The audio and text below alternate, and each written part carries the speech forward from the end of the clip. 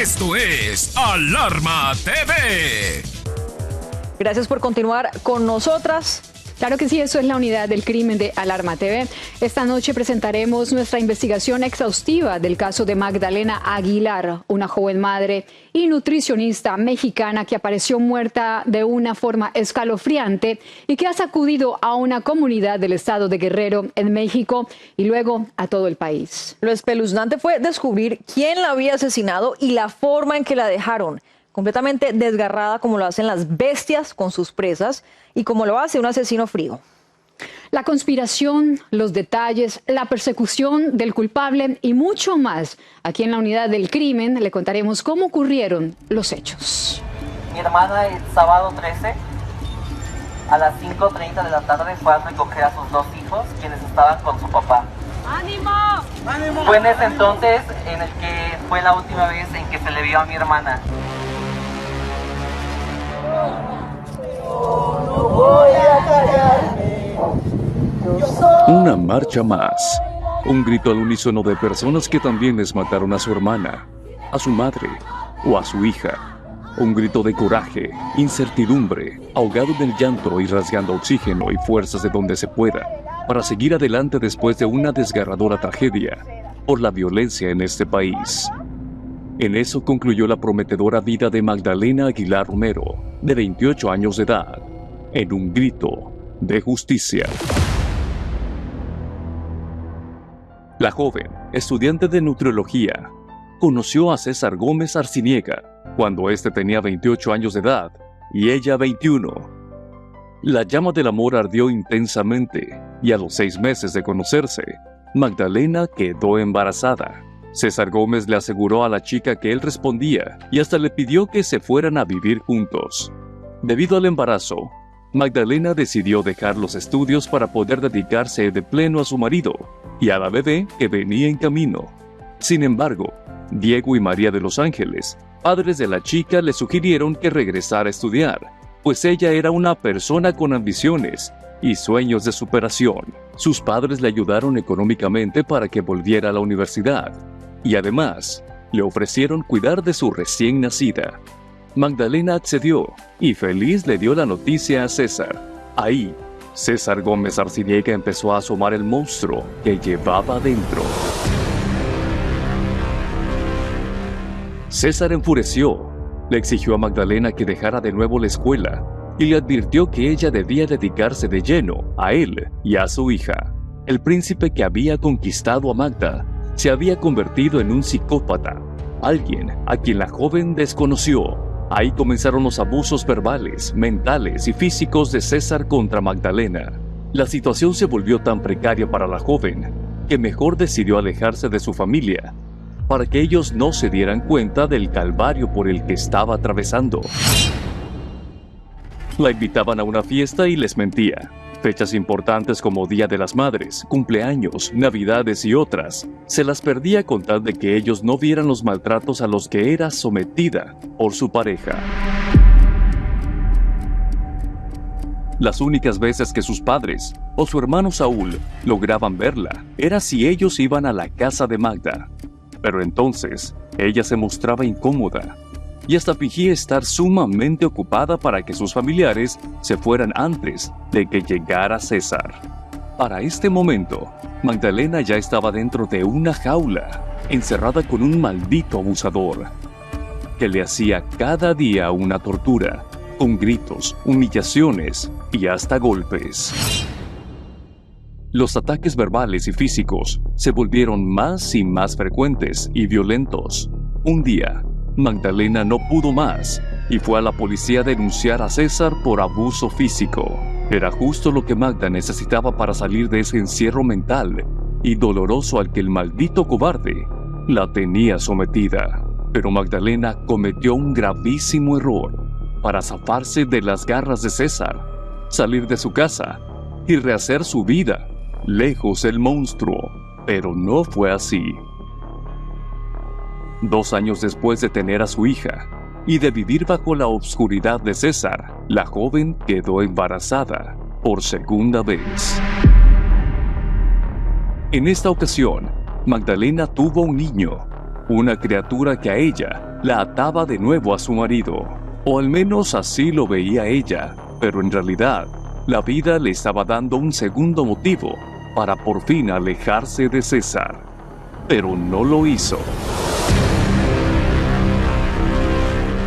Magda aguantó unos meses más, pero los golpes y gritos continuaban. La joven se mostraba más delgada y con el semblante de una persona triste y destrozada. Así es como la veían sus familiares, quienes estaban dando cuenta del martirio en el que Magda vivía. Luego, se decidió. Le contó todo a su padre Diego, quien le aconsejó que tomara solo documentos a sus hijos y que saliera de ahí, que él mismo la recogería. Magda se refugió en la casa de sus padres. Al fin había salido de esa jaula. Al fin se había liberado de César y sus ataques. O al menos, eso pensaba. Magda navegaba en aguas de paz y tranquilidad, justo como vivía antes de conocer a César. En la casa de sus padres, la joven se sentía segura, contenta, y sus hijos vivían en un entorno próspero. Magda volvió a trabajar, mientras los abuelos cuidaban a los nietos. Luego, Magda vio a César una vez más. El tipo se mostró tranquilo, amigable y hasta amoroso, tanto que le pidió que regresara con él.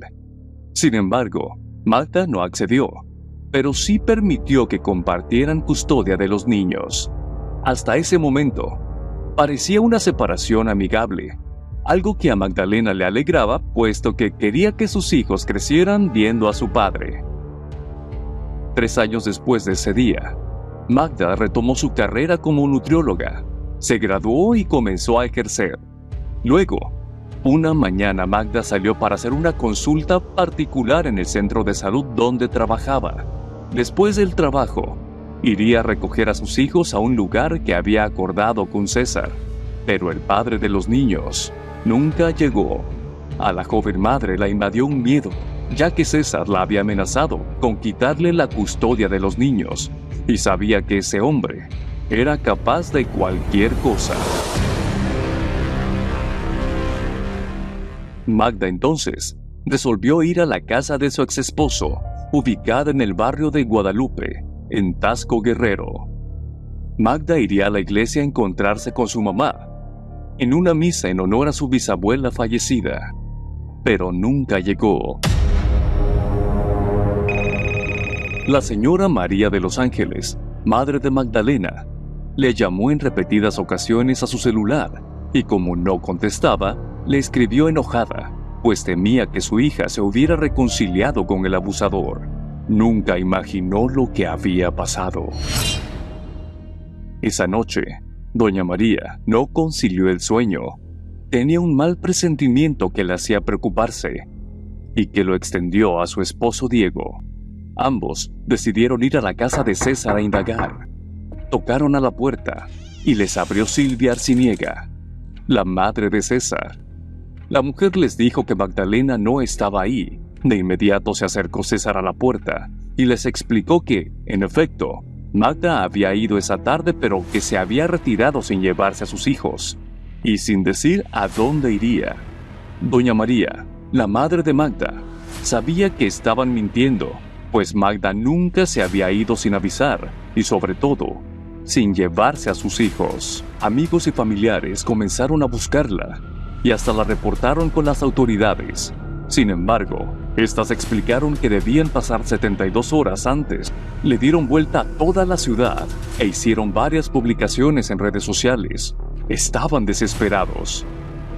Se cumplieron las 72 horas y las autoridades se unieron a la búsqueda. Investigaron a César, a su madre y a los vecinos de ambos, los cuales dieron la primera pista.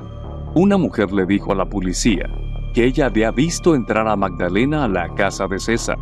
A la joven madre la invadió un miedo, ya que César la había amenazado con quitarle la custodia de los niños, y sabía que ese hombre era capaz de cualquier cosa ahí dentro. Sin embargo, no encontraron rastro alguno. 9 días después de la desaparición de Magdalena, cayó la primer pista prometedora del paradero de la joven por medio de una llamada anónima. Lo que descubrieron hizo temblar a las autoridades.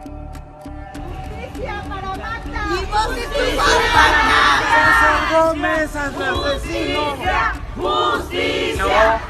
en este momento exijo justicia por mi hermana para que César Gómez Arciniega, el culpable del asesinato de mi hermana, él caiga. La policía lo encuentre y le haga pagar. Estamos contigo.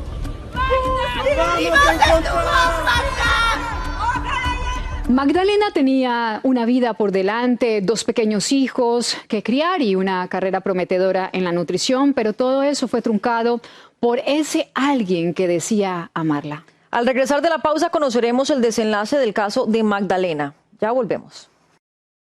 Esto es Alarma TV. Gracias por continuar con nosotras en la unidad del crimen de Alarma TV.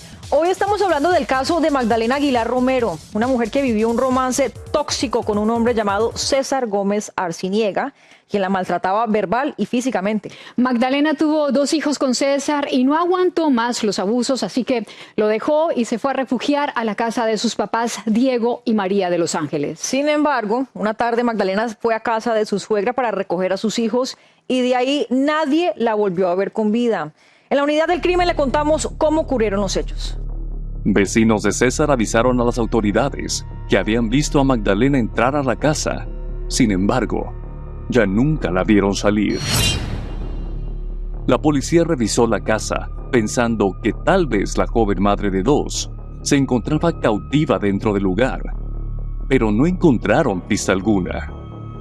9 días después, recibieron una llamada anónima que le dijo en dónde podrían encontrar a Magdalena.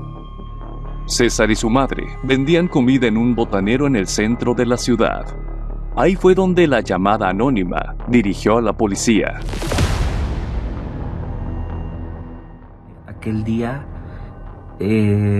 durante la mañana, encontramos el cuerpo de mi hermana hecho pedazos, cocinado en sus extremidades cocinadas en una propiedad que era de César, donde él según vendía como botanas y cerveza y todo esto. Pues el olor ya era fétido y nosotros decidimos llamar a la policía para que pues llegaran al lugar. La escena era aterradora. En una bolsa negra encontraron la pelvis de Magda, dentro de una olla grande de peltre color azul, donde cocinaban la comida para la vendimia. Encontraron los brazos y las piernas de la chica, el resto del cuerpo en el refrigerador. Aquella tarde que Magdalena fue a recoger a sus hijos a casa de César, el maldito discutió con ella, la golpeó y la asfixió hasta matarla. Todo en presencia de sus 2 hijos. La otra testigo fue Silvia Arciniega, a quien César le pidió ayuda para deshacerse del cuerpo, ya que no quería caer preso. La mujer accedió. Ella misma fue la que tomó un cuchillo de carnicero y fue descuartizando poco a poco a la chica. Es cierto que el amor de madre está dispuesto a todo, pero lo que Silvia Arciniega le estaba ayudando a hacer a su hijo era un crimen cobarde, frío y sangriento. Una verdadera buena madre lo habría denunciado ante las autoridades, ya que después de cometer un delito como este, no se puede acabar bien. Terminaron de destazar la osamenta y la llevaron a su local de comida, donde planeaban cocinarla y luego dársela de comer a los perros para que no quedara pista alguna del sangriento crimen. Al encontrar el cuerpo, de inmediato la policía fue en búsqueda de madre e hijo para arrestarlos. En la casa encontraron a Silvia, pero César se había dado a la fuga.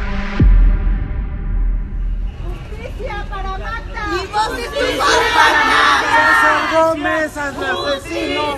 ¡Justicia! Yo en este momento exijo justicia por mi hermana para que César Gómez Arciniega, el culpable del asesinato de mi hermana, él caiga. La policía lo encuentre y le haga pagar. Estamos contigo. ¡Lo vamos a encontrar! A la madre de César, un juzgado la sentenció a 40 años de prisión por complicidad en el feminicidio de Magdalena, pero aún no lograban dar con el maldito asesino. Pasaron años y el caso de Magdalena Aguilar Romero se enfriaba cada vez más. La Interpol se unió a la búsqueda de César, quien parecía que se lo había tragado la tierra. Luego, 4,5 años después del asesinato de Magdalena, César al fin cayó en manos de las autoridades.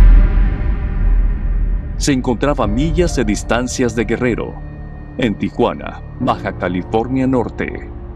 El tipo estaba alcoholizado y fue gracias a la difusión de la historia de Magdalena que la policía recibió tips de dónde estaba el asesino.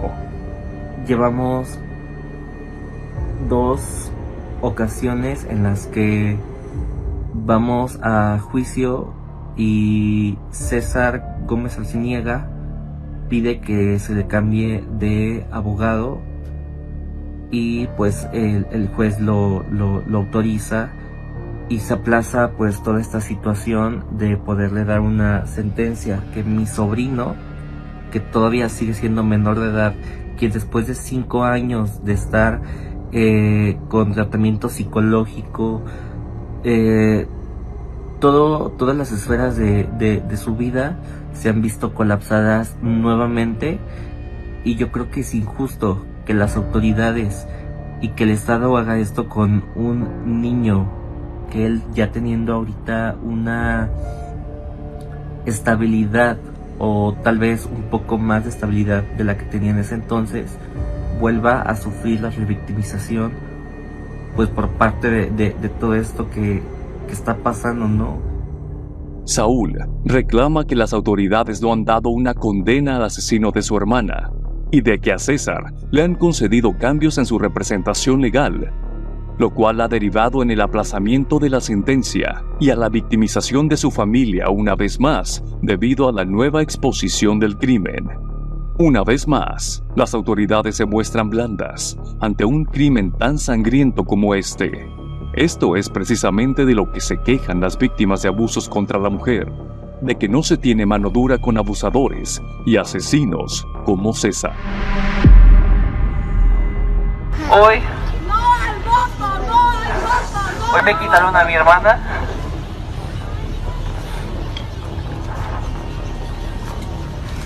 Mañana no sabremos si será tu hermana, tu mamá, O yo. tu tía, tu sobrina. Y por qué no incluso yo también.